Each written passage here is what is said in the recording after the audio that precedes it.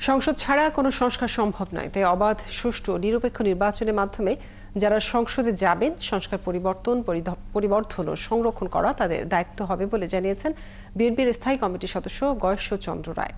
বৃহস্পতিবার বিকেলে খুলনা প্রেস ক্লাবের ব্যাংকুয়েট হলে বিএনপি খুলনা বিভাগের সদস্য নবায়ন এবং প্রাথমিক সদস্য সংগ্রহ কর্মসূচির উদ্বোধনী অনুষ্ঠানে প্রধান অতিথির বক্তৃতায় তিনি এসব কথা বলেন। বিএনপি খুলনা বিভাগের ভারপ্রাপ্ত সাংগঠনিক সম্পাদক অনিন্দ্য ইসলাম অমিত অনুষ্ঠানে সভাপতিত্ব করেন। পরে নতুনদের মাঝে প্রধান অতিথি বিএনপির সদস্য সংগ্রহ ফর্ম বিতরণ করেন। অনেক পরিবর্তন আছে, রিফর্ম আছে, এটা ডিপেন্ডস অন কনস্টিটিউশন।